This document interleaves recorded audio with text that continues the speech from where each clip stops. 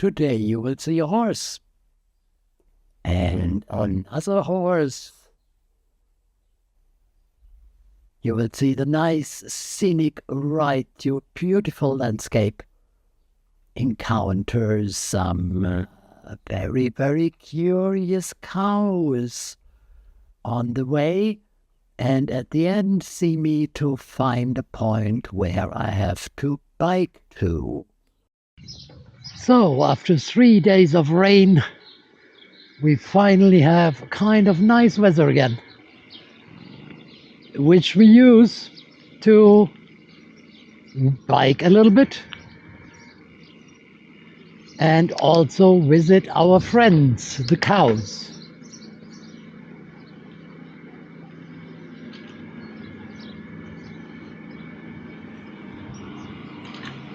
I don't know